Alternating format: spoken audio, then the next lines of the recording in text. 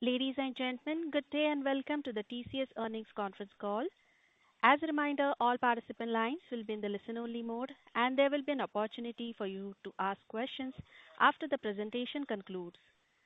Should you need assistance during the conference call, please signal an operator by pressing star, then zero on your touchtone phone. Please note that this conference is being recorded. I now hand the conference over to Ms. Nehal Shah from the Investor Relations team at TCS. Thank you, and over to you. Thank you, operator. Good evening and welcome everyone. Thank you for joining us today to discuss TCS's financial results for the second quarter of fiscal year FY2026 that ended on September 30th, 2025. This call is being webcast through our website, and an archive, including the transcript, will be available on the site for the duration of this quarter. The financial statements, quarterly fact sheet, and press releases are also available on our website. Our leadership team is present on this call to discuss our results. We have with us today Mr. K. Krithivasan, Chief Executive Officer and Managing Director. Hi everyone. Ms. Aarti Subramanian, Executive Director, President and Chief Operating Officer. Hi everyone. Mr. Samir Sakseria, Chief Financial Officer. Hello everyone. And Mr. Sudeep Kunumal, Chief Human Resources Officer. Hello everyone. Our management team will give a brief overview of the company's performance, followed by a Q&A session.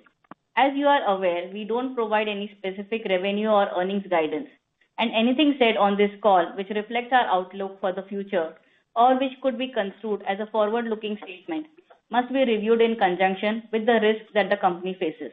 We have outlined these risks in the second slide of the quarterly fact sheet available on our website and emailed out to those who have subscribed to our mailing list. With that, I would like to turn the call over to Krithi. Thank you, Nehal. Good day, everyone. Firstly, I would like to warmly welcome Sudeep Kunumal, who has taken charge as our CHRO with effect from 1st October. Sudeep brings over 3 decades of experience encompassing a wide spectrum of areas within human resources, with leadership roles across multiple geographies, business groups, and HR sub-functions. Please join me in wishing Sudeep all the very best in his new role. Thank you. Moving on to Q2 performance, we have delivered good performance in the backdrop of continued macro challenges. All verticals, except consumer business, and all geographies, except United Kingdom, returned to positive sequential growth this quarter. India and emerging markets continue to show strong growth momentum in Q2. In reported currency, our revenue grew 3.7% sequentially and 2.4% year-on-year. Our quarterly revenue grew 0.8% sequentially in constant currency.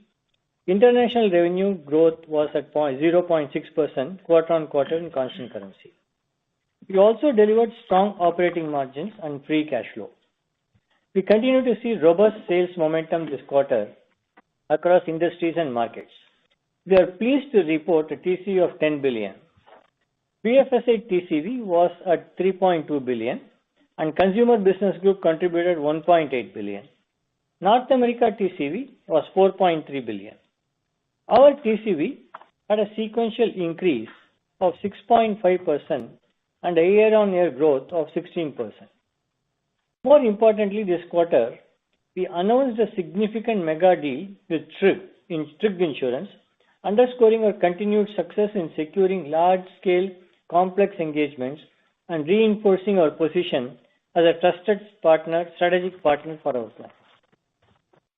Our deal pipeline continues to show strong momentum with a healthy mix of cost optimization and transformation deals, as well as services and platform deals across new and existing businesses. Based on client conversations, Q2 revenue growth and TCV and a strong demand pipeline, we see FY26 international revenue growth to be better than last fiscal year. IT services spend is steady with no significant change expected in near term. Lingering uncertainties in the broader economic environment continue to remain a key challenge.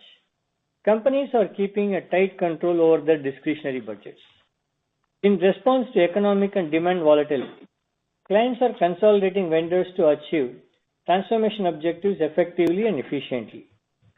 We are finding good success in many such large deals using our differentiated AI-infused solutions. The mega deal with Trig Insurance is a good example of how we scale long-standing partnerships with our contextual knowledge, unmatched delivery track record, and leadership in AI. Now I want to move on to another important message. In the last few quarters, we have undertaken many internal and external transformation initiatives to accelerate the adoption of AI within TCS and our clients. We've been engaging with our clients in understanding the challenges they are facing in scaling AI and collaborating with technology partners and academia to unlock the true potential of this technology.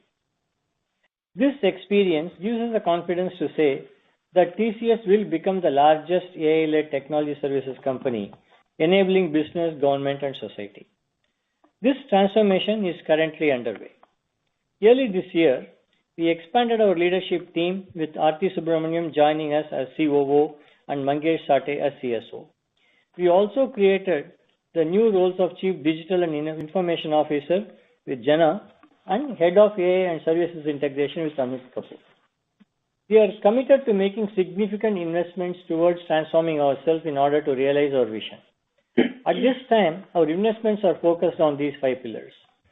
TCS raised the power of AI, our internal transformation to drive an AI-first culture, build AI solutions, and scale AI for connected intelligence.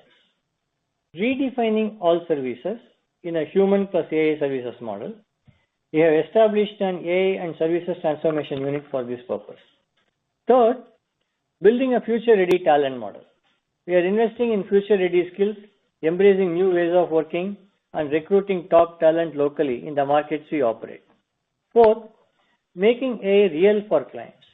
We are redesigning business value chains for every industry. We are also investing in development of innovative cross-industry solutions, leveraging AI.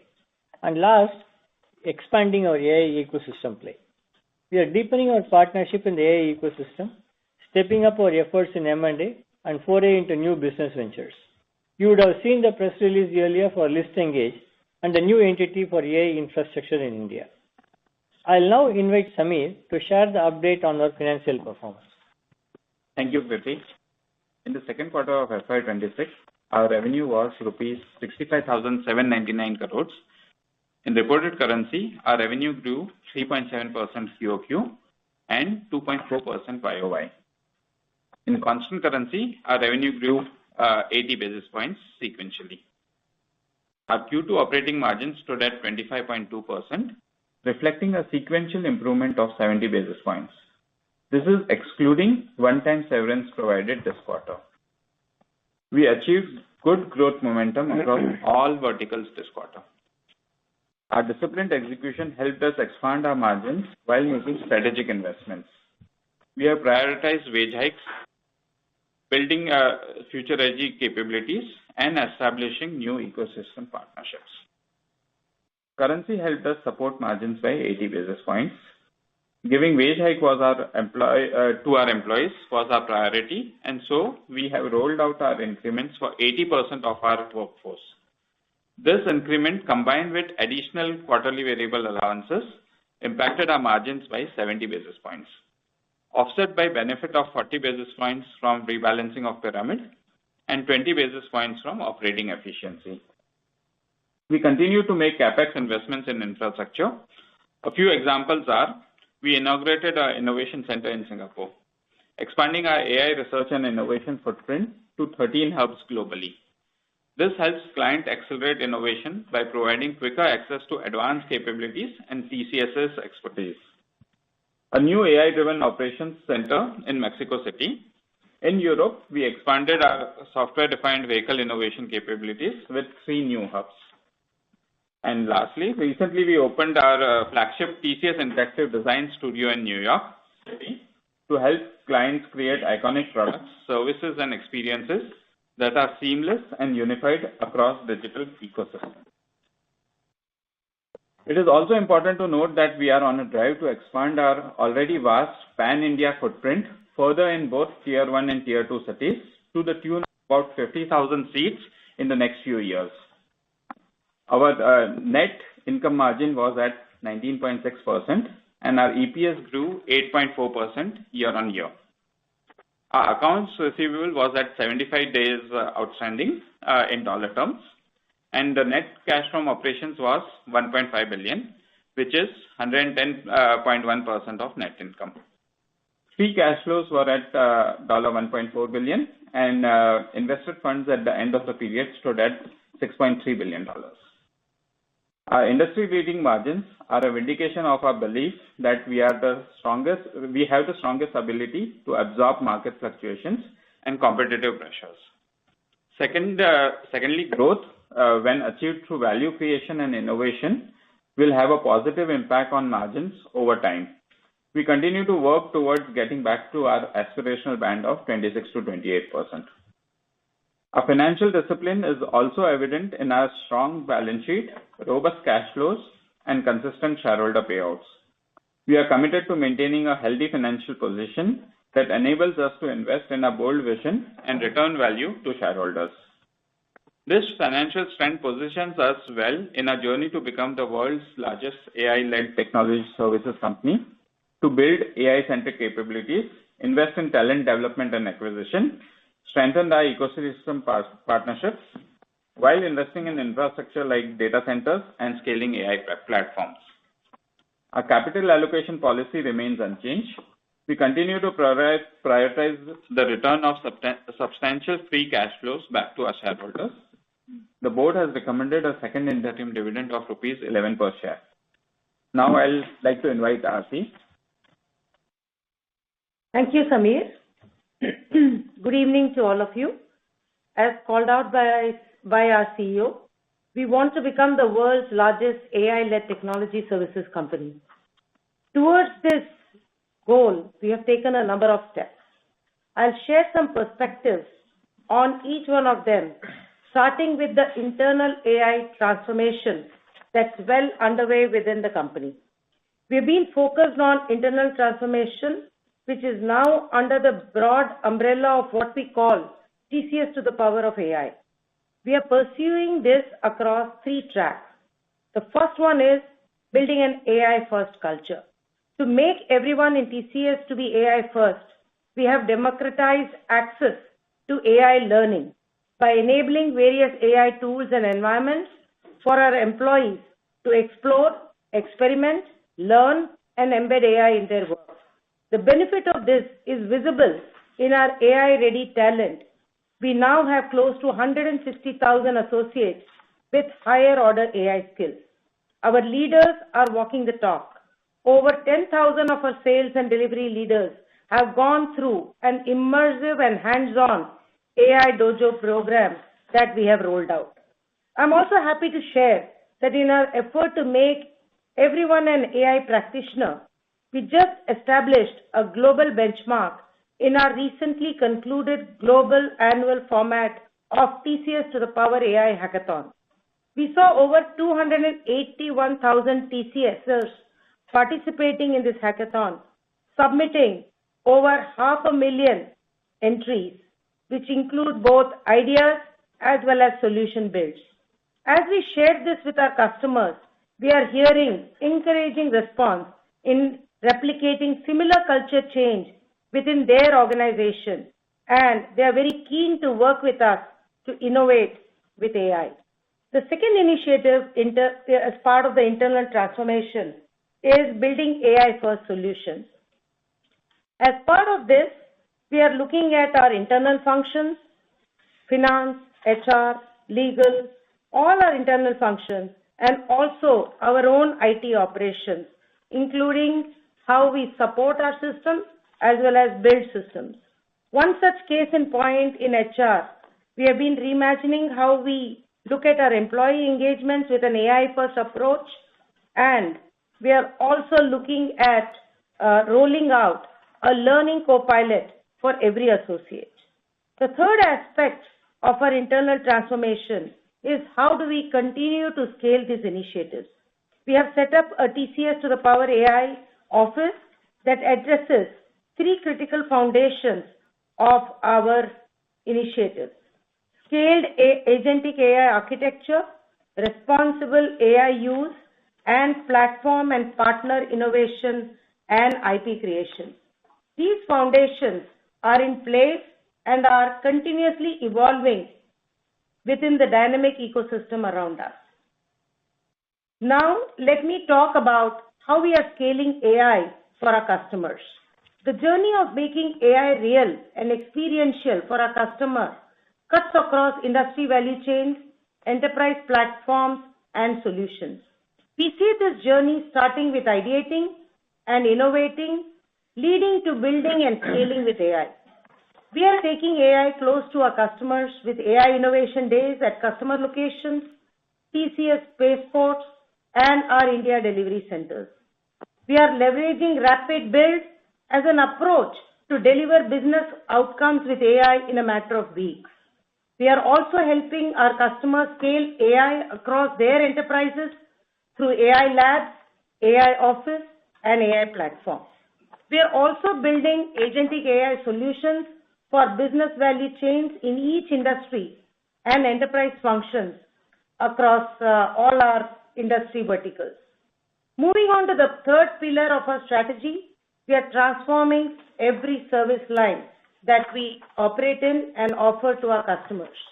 We are reimagining each of these service lines with a human plus AI collaboration solution blueprint. This blueprint uses 5-scale AI autonomy model to define the interplay between our employees and the AI agents/systems. As we progress towards our North Star ambition for each of these service lines, we are defining the art of possible of what the future can look like for each of these service lines. Sudeep and Kriti will cover the remaining two pillars of our strategy later in this call. Now, I would like to provide a brief update on cybersecurity. As all of us know, global businesses are increasingly experiencing cyber threats. These threats are getting more and more sophisticated. We are working closely with our customers to safeguard their interests. Recent incidents saw some of our TCS clients becoming victims to these cyber attacks, resulting in disruptions to their businesses. I would like to clarify that there has been no compromise of TCS systems, nor any impact to other customers of TCS in these incidents. The investigations for these incidents are being managed by the customers respectively, and TCS is playing a significant role in supporting the customers in their recovery efforts. These efforts have been positively acknowledged by our customers. I would now like to invite Sudeep. Go ahead, Sudeep. Thank you, Aarti. Good evening, all of you. In Q2, we announced a wage hike for over 80% of our workforce with effect from September 1st. Our quarterly variable allowance was higher than last quarter. Reflecting our commitment to reward employees for their contribution, TCS has always been first in announcing wage hike across cycles. The IT services industry is rapidly changing with new technologies like GenAI, shifts in operating models, and changing client expectations. This is a great opportunity for TCS to reposition itself and become future ready. As Kriti outlined, we have embarked on our journey to become the world's largest AI-led technology services company. Building a future-ready talent model is critical and core element of our approach. Towards this, we are making efforts across 4 fronts. First, creating personalized learning pathways using artificial intelligence for its employees. We are also working with the academia to introduce skills required for next-generation technology and human AI collaboration. Next is acquiring top talent from industry for cutting-edge skills and capability. The third one, hiring diverse skills locally across geographies. We have perfected this model in Latin America and a large local workforces in all key geographies, including the US, UK, and Europe, which we will continue to expand. And finally, we have released 1% of our workforce, mainly mid and senior level, with skill and capability mismatch.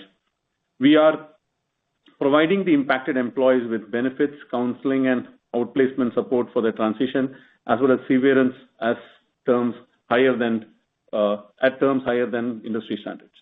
Additionally, there has been involuntary attrition as part of our regular ongoing efforts pertaining to performance and bench policies. With the new hires, the release and attrition, voluntary and involuntary, at the global workforce close for Q2 FY26 stands at 5,93,314.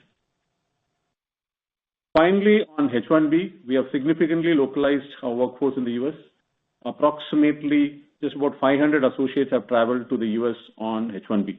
We believe our business model will be able to adapt quickly to any changes in immigration policy. In Q2, we provided 1,135 crore towards severance. The severance package is much better than industry standards.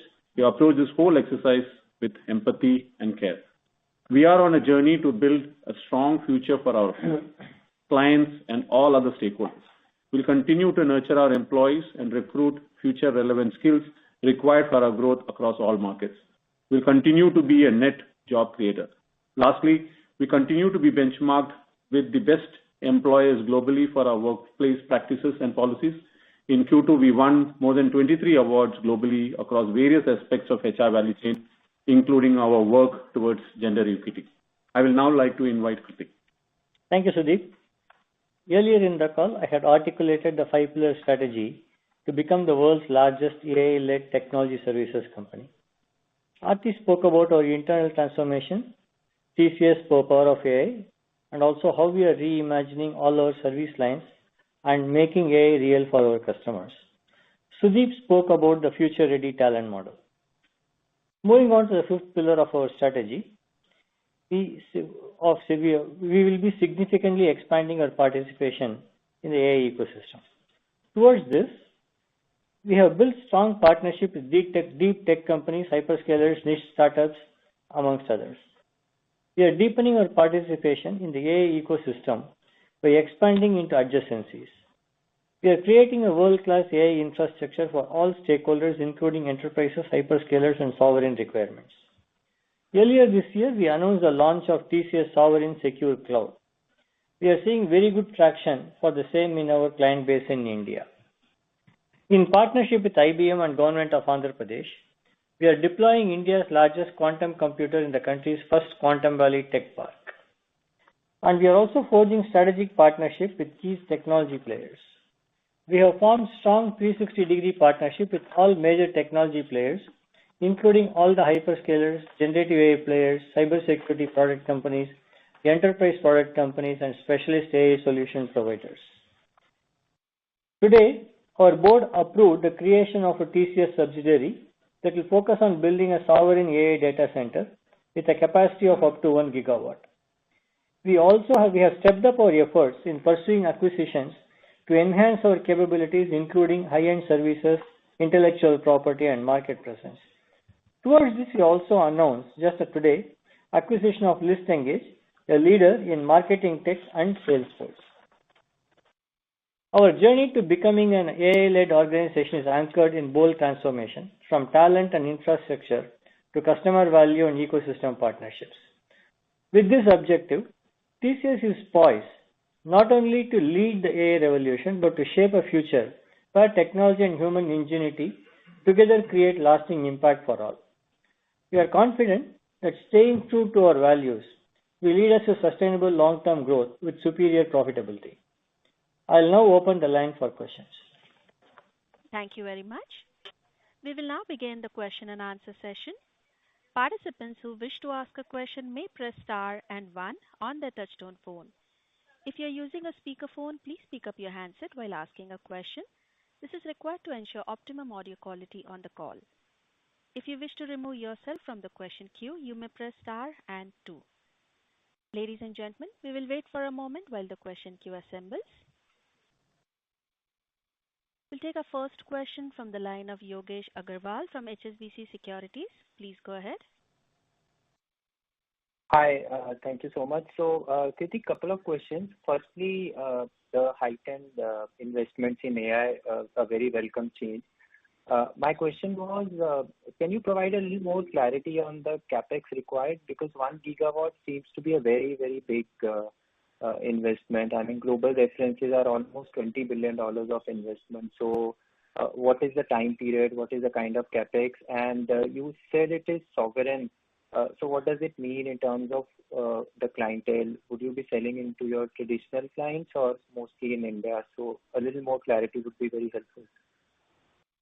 Yeah, Yogesh, from a CapEx perspective, while we have set a target of 1 gigawatt, but we will be doing it in phases. We expect to achieve 1 gigawatt over a period of 5 to 7 years. And our calculation roughly is about every 150 megawatt would be about $1 billion. So it's not that we are going to put all the money in year one. And we also clarified that this would be a combination of equity and debt. And we'll also bring in finance partners for the equity. So maybe if required more color, Samir can provide on that. The reason that we are saying sovereign cloud is it's going to be established in all centers in India, and it will be host all the data. We are expecting all data and compute to be hosted in India and not leave the shores of India. That's the reason we are saying it's a sovereign data center. Just to provide some more information, our current objective is to provide all passive components. The client, whosoever is occupying, they will bring in their compute and storage. Great. Thank you. And we're hoping to sell this to the pure play AI providers, the deep tech companies, and the hyperscalers, and to to a great extent, the government needs in India and the Indian enterprises are the expected participants here. Right. Okay. Thank you. Just secondly, on the growth, you said the demand environment hasn't changed and the macro uncertainties are the key reason. So the current, while the quarter has been a little bit of a beat, the current growth rates have not been impacted by deflation on STLC by AI. You think that's not a factor? It's all macro? Yogesh, we have had a better growth compared to Q1. And as I said, macros have not changed much. But what our deep engagements with our clients and the AI solutions, the rapid builds that we take to our clients, all of us give us the confidence that we will be able to sustain the growth momentum or improve the growth momentum compared to H1. But otherwise, there is no major change in the demand environment. Very well. Thank you. Thank you. We'll take our next question from the line of Sudhir Guntupalli from Kotak Mahindra AMC. Please go ahead. Yeah. Hi, Kriti. Thanks for the opportunity. And a follow-up to what Yogesh has asked. So on this AI data center move, currently, do we have any tie-ups with any of the, let's say, large consortium players like a Stargate or any of the deep tech players, either for bringing in more equity investments or for being our tenants once this is set up in the steady state? And any broad indications on the revenue per megawatt you're looking at and the EBITDA margins and the IRRs you are expecting on this data center investment? So, Sudhir, in terms of both, one, Kriti talked about finance partners. We are speaking to multiple partners, and we'd finalize in terms of combination. It could be one or more coming in.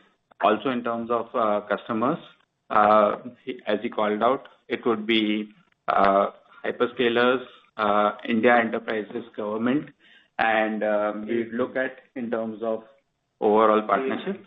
In terms of matrix, too early to call out. We have just set up the subsidiary. It would be about 18 to 24 months when the first revenue starts kicking in. At the appropriate time, we'll start calling out the matrix as well. Fair enough, sir. And just if I were to understand the operating model right, did you say that we'll provide it on a cloud service provider basis or a co-location basis or just as on a managed services basis? So in It'll be on a co-location basis. Okay, it will be on a co-location basis. Okay, sir. Thank you and all the very best. Thank you. Thank you. Next question is from the line of Ankur Rudra from JP Morgan. Please go ahead. Hi, thank you. I just wanted to understand on this AI transformation you're doing, what does it entail in terms of existing client engagements? Do you have a sense of potential productivity gains or any kind of change in scope from a deflation or inflation perspective on your existing services as you transform? Ankur, see, this whole belief and confidence on becoming becoming the largest AI-led services company is based on the strength of the existing client relationships and the partnerships that we are building with all the players in this ecosystem. And we expect every project that we do will be AI-led. Okay, which means that we will be offering speed, we should be offering flexibility, and there could be productivity gains also in these projects. But we'll also be doing projects that could not have been done without AI in the past. So our expectation is overall scope of engagement or size of engagements would definitely increase, but there would be productivity benefits that the clients would get in the individual project, and we also will get some productivity benefit in doing these projects because we'll be leveraging AI.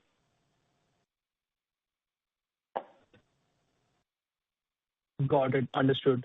I just want to clarify a couple of things. One, was there any headwind on the client this quarter which had a cybersecurity incident in terms of your revenues and margins? And also, second clarification was if the redundancy charge we took this time, given 1% was impacted, should we expect something similar in future quarters also? No, first on the headwind, Ankur. Okay, the only headwind we impact is because of the nature of the outages they had. We could not start some of the projects that we were planning to start.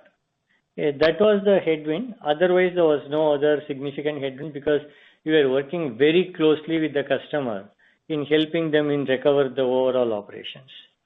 The second question on the charges we had taken for the using redundancy.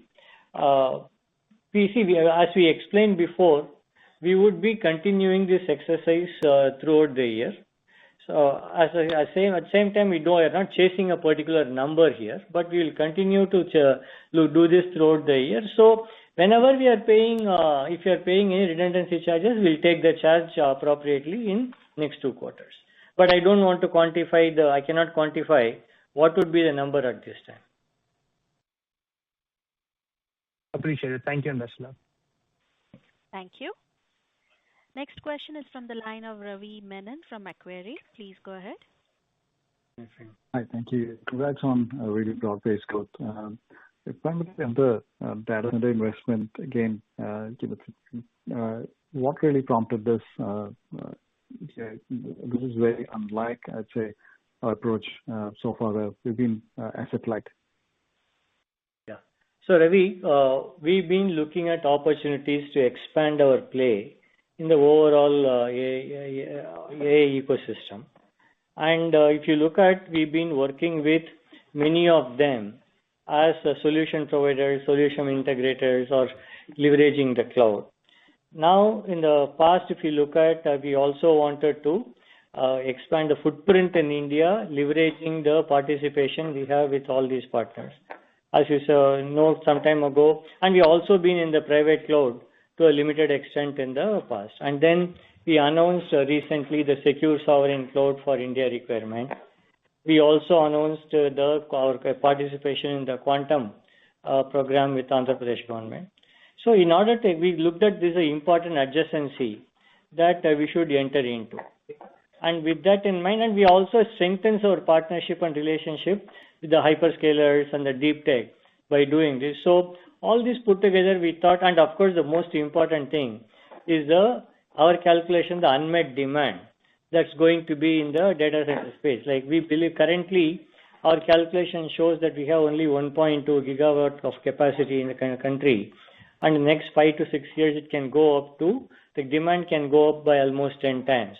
Whereas the capacity, at least committed capacity, is only about 5 to 6 gigawatts. So that is going to leave so much of unmet demand. So all these things put together, we thought it's a good opportunity for us. And the most other point is it also guarantees a stable annuity revenue as well. Thanks so much for the detailed explanation.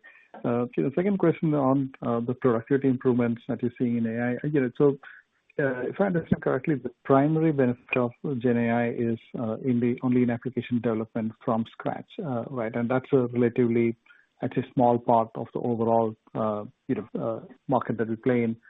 because what we do is primarily IT outsourcing, which is application maintenance and infrastructure maintenance, things like that, right? So would that be right, that those activities, we already have level 1 support more or less automated? So to the existing book of business, how should we think about the impact of AI? See, I think, Ravi, when you look at the existing book of business, right, when you look at our application support services or our infra services, right, they are increasingly becoming AI-led.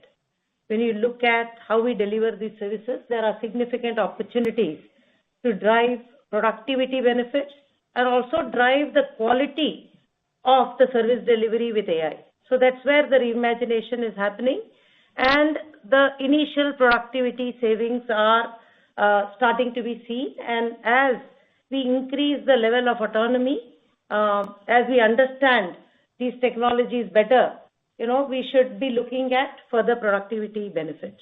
Then the second portfolio, which is significantly, again, aided by AI, is our software engineering life cycle.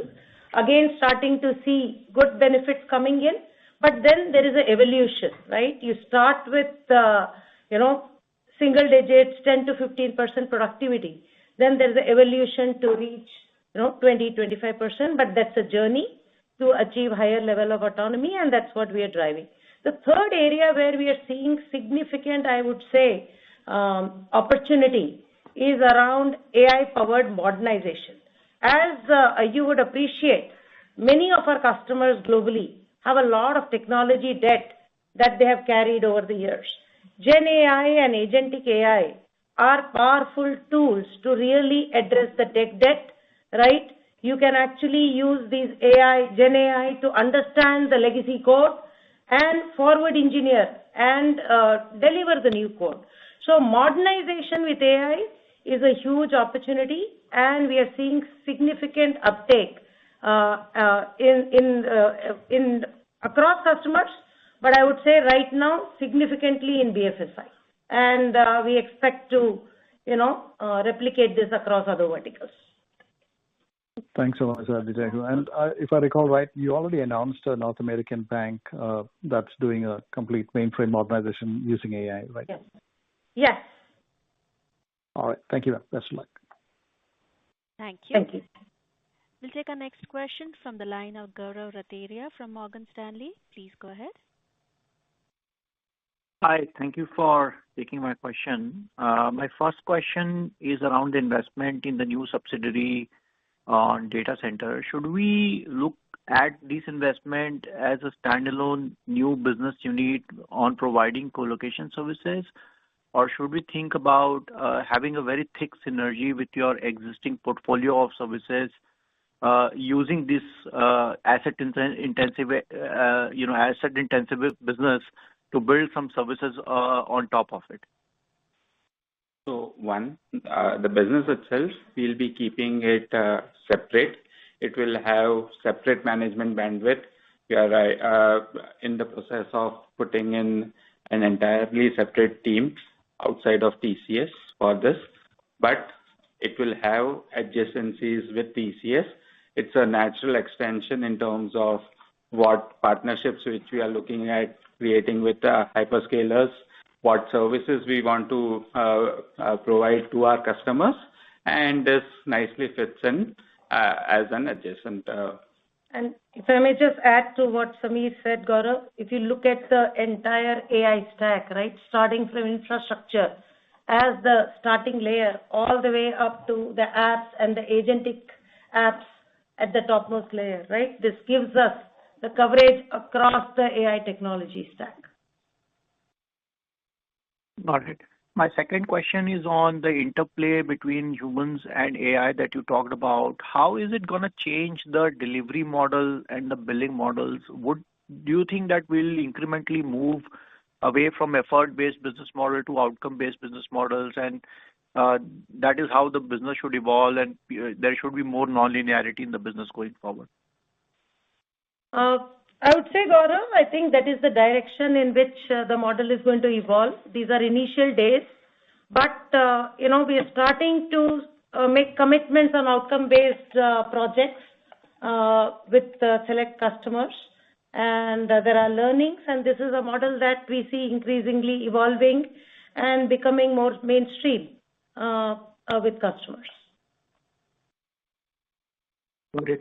My last question is that should we evaluate or should we consider this new adjacency as a completely different business with respect to the return ratio profile, given that right now we are very asset-light business and having a very different return ratio profile? Just trying to understand, how should we think about from a medium-term perspective about the company?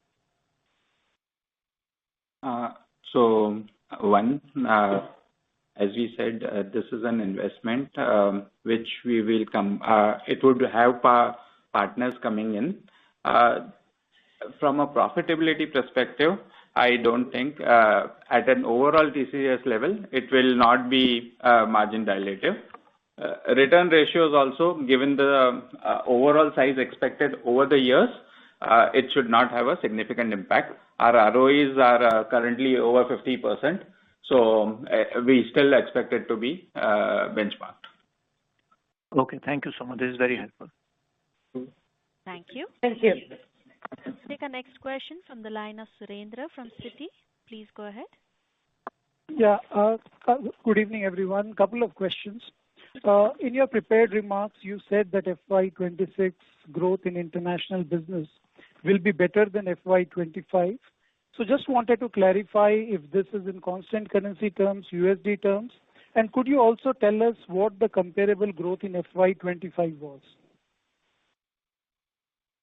I don't have the FY25 number of H1 number immediately with me, but one answer. It was about 70 basis points, and it is in constant currency terms. Okay. So constant currency basis, 70 basis points, and this year will be better than 70 basis points. Understood. The second question is, with the release of 1% workforce, the headcount declined by 20,000 people or 3%. And what you had announced earlier was 2%. So should we expect a similar kind of headcount reduction in the next quarter as well? So foremost, see, the 20,000 headcount is a factor of voluntary and involuntary attrition. So you should see that. But as we announced against the 2%, we have midway, so we have done approximately 1% of it. And like what Kriti just mentioned, we don't have a target. We're not chasing a target. We'll continue to evaluate everyone after all the investment in learning and development that we've done, where we find certain mid and senior level people are not able to find the right role based on their seniority. Those are the ones that we will release with a lot of care and providing all the required support. So just to clarify, there will be no involuntary attrition beyond the 1% number. Is that understanding correct? No, I didn't say that. See, we estimate it to be 2%. We are currently at 1%, and we will continue to evaluate people whom we can redeploy, whom we are not redeploy, and those are the people that we will release. And just one last clarification. Sorry, go ahead. No, did I answer your question? Yeah, no, that's fine. Thank you. And just one last question, Kriti, Aarti. I think, in terms of the data center business, I think there are a lot of businesses which are synergistic to AI if we take such a broad view of things. So is there a clarity in terms of that, okay, what other areas we could possibly invest in? We've been evaluating, Surendra, multiple opportunities. As I said, this one looked more attractive for us because of the demand commitment, based on the discussion that we've been having with the potential buyer, the demand commitment we could get, the kind of revenue profile, the committed annuity revenue profile it has, and the potential unmet demand we'll have in India. Okay, all combined with this looked most attractive for us to start with. But we'll continue to explore. If there are other adjacencies that come up, we'll explore. And Samir, just one clarification on ROE of this new business. What is the expected ROE versus your current ROE of 50% plus, as you highlighted earlier? The ROE of this business, as you all have rightly identified, it's capital intensive, will be low. What I'm saying is overall TCS ROE will remain market benchmark. Understood. Thank you. Thank you. We'll take our next question from the line of Kumar Rakesh from BNP Paribas. Please go ahead. Hi. Thank you for taking my question. My first question was a clarification. So the statement which you made that TCS intends to become world's largest AI-led technology services company. How are you defining that as the largest AI-led technology company? Which matrix you are targeting at? Kumar, as I said, based on the discussions that we've been having with customers, and based on the kind of Aarti talked about, the internal training we did, hackathons we did, number of participation. So we believe that we in multiple metrics, right? Be in terms of number of people participating, number of projects which we'll be doing, all combined together, we would definitely we aspire to become the largest. If you ask me one single metric today, I don't have it, to be honest. We will be evolving. How do we measure ourselves on a year-on-year growth and improve on this? And so that's the honest answer. But we are confident that we will be able to have the biggest impact that we will deliver in the industry because of leveraging AI. Got it. Thanks for that. My second question was around margin. So we have seen sequential improvement now. The wage hike is behind you, and pyramid rationalization also would start kicking in. And going by your comment, your second half growth should be better than first half. So for the rest of the year, is it fair to expect the margin should continue to see an expansion? So, Kumar, as you know, in H1, we have improved 100 basis points. We will continue our journey towards our aspirational band of getting closer to 26%. But the takes on it or the puts on it have been in terms of the implications which you called out. The wage hike was in Q2 for 1 month. It will be for the full quarter next quarter. Also, in terms of the investments which we have called out, would have an impact in terms of we have been investing, and this would have increased investment requirement. Irrespective of it, we would want to inch closer to 26%. Great. Thanks a lot for that. Thank you. Next question is from the line of Nitin Padmanabhan from Investec. Please go ahead.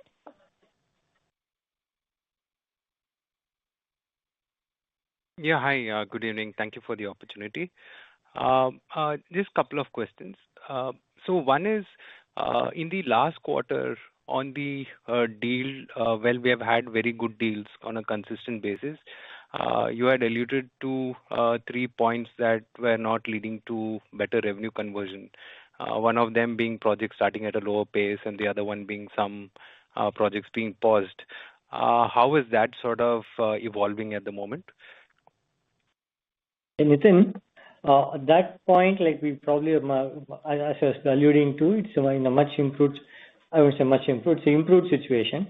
The number of project deferrals or projects getting paused have reduced compared to the last quarter. Sure. So incrementally, we should see better accretion. At least growth should be in the positive territory here on, and you have alluded to that. That is our hope. Correct. Any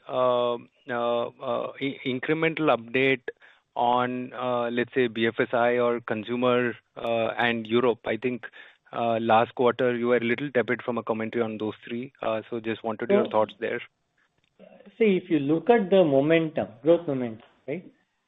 Actually, all of them have improved. Say, BFSI continues to grow globally. Particularly, BFSI North America has done well. And similarly, if you look at Europe, Europe has done well compared to last quarter. Correct, Samir? And then even if you take CBG, you mentioned it was such that degrowth has been largely arrested.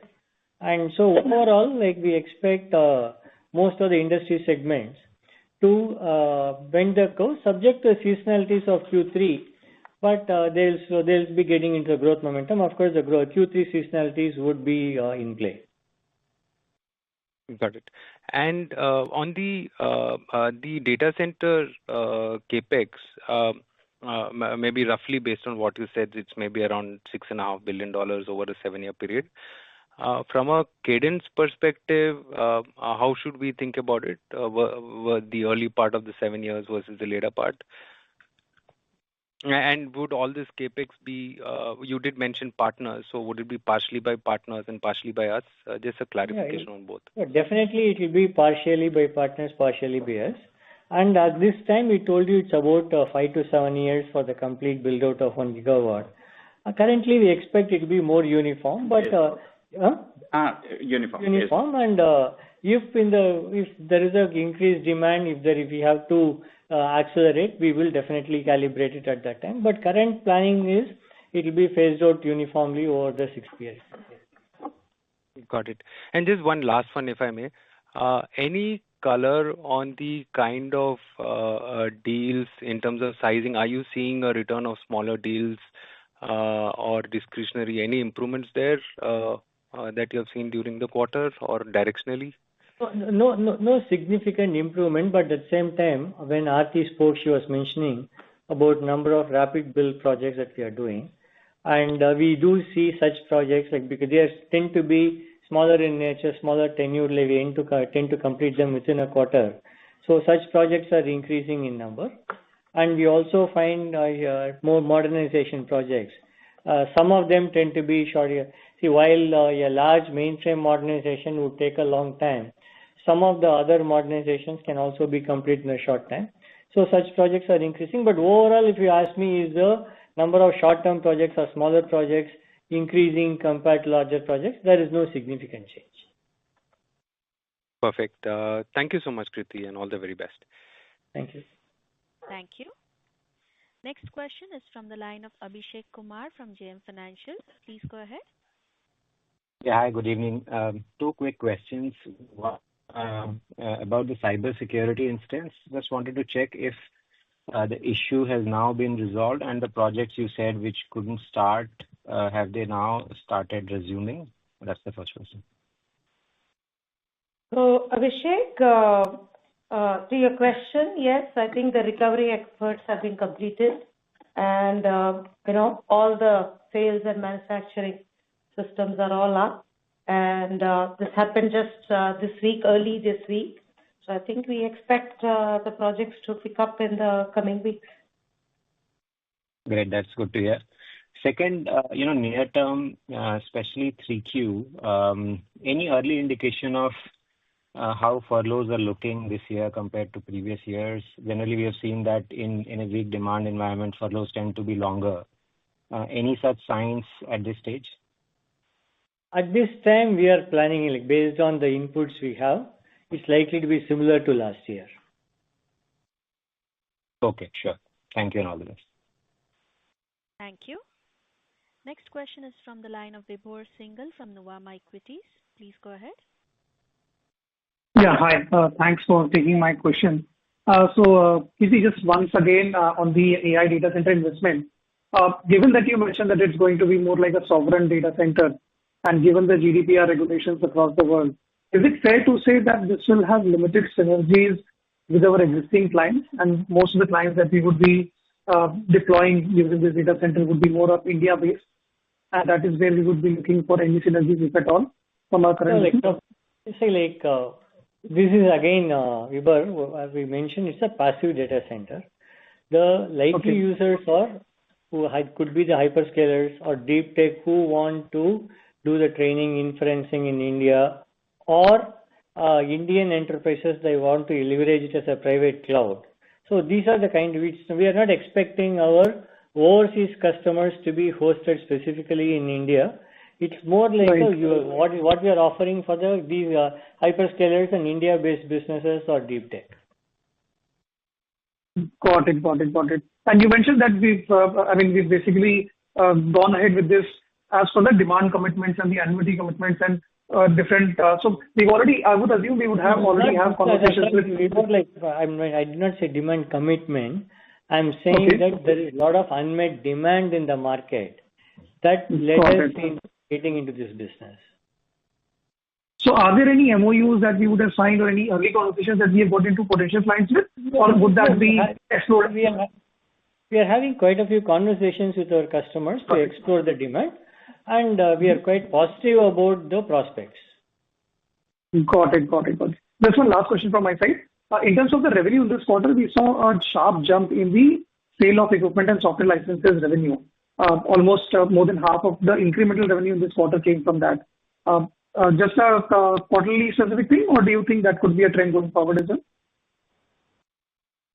The sale of in fact, if you look at the equipment and software expenses, there's about 200 crores, 250 crores increase, and that's practically the increase. BSNL this quarter has remained flat. Got it. So, I mean, it's expected to remain in the same range as it has been. We have Q3 seasonality, which you'd typically see. Other than that, we don't expect unless we get the BSNL PO later. Got it. Yes, sir. Thank you so much for taking my questions, and wish you all the best.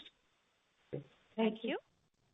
We'll take a next question from the line of Rishi Jhunjhunwala from IIFL. Please go ahead. Yes, thanks for the opportunity.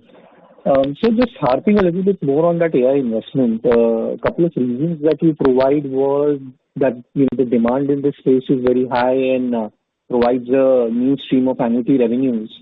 But outside of that, does it put us in any kind of disadvantage versus our peers if we are not doing this investment, or does it put us at an advantage versus other peers on the global revenues that we earn here, if at all? And if not, go ahead, Rishi. Sorry, complete the question. Sorry. Yeah, so I was saying that if that is not the case, then if you look at the overall technology spending landscape, then there would be a lot of pockets around software and solutions where those kind of investments probably would have been more synergistic to us. Rishi, there are definitely a number of places where we can invest. We took this place because it creates a synergy with our existing hyperscalers also happen to be our large clients as well, large GTM partners as well. And we also have deep relationships with all the AI native companies who could potentially be using it for their India requirement. So we believe that there will be a natural synergy that will be created. As I said, we want to play in this ecosystem strong. Yeah. And also it gives another group synergy as well. If you look at the Tata Group companies or in the power, real estate, project management business. Tata Communication. So there is a different kind of synergy we can build in here. But from a client perspective, we believe a strong collaboration can be derived out of this one. And the Tata Group synergy, we see that as a very unique Tata advantage. Understood. And second question is, I think in the opening remarks you hinted that while you have done this one acquisition, there seems to be some focus around trying to do more acquisitions as well. I guess this is something we've done after almost 10 years. So is there should we assume that our acquisition intensity may also potentially go up in the coming years, and how does that change our capital payout policy, if at all? Definitely, if I answer the first question is yes. We are very actively looking at more opportunities for acquisitions. And capital payout policy, we will see now at this time the stated policy continues to be to return 80 to 100% of substantial free cash flows, and that is after all investments. So, but if we end up making a huge acquisition that impacts our ability to do a cash flow, we will be upfront about it. Understood. All right. Thank you, sir. Thank you. Ladies and gentlemen, we'll take that as the last question for today. I now hand the conference over to management for closing comments. Over to you. Thank you, operator. In Q2 FY26, our revenue grew 0.8% sequentially in constant currency, with an operating margin of 25.2% and a net margin of 19.6%.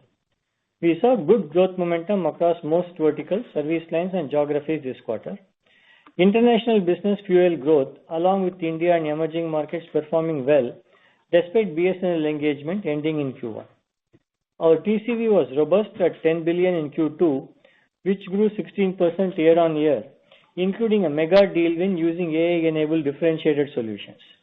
We reiterate our outlook for FY26 international revenue growth being better than last year. TCS will continue to be a key jobs provider in the industry. We want to become the world's largest AI-led technology services company, enabling business, government, and society. With that, we wrap up the call today. Thank you all for joining us, and wish you and your families a very happy festive season ahead. Thank you. Thank you, members of the management. On behalf of TCS, that concludes this conference call. Thank you for joining us, and you may now disconnect your lines.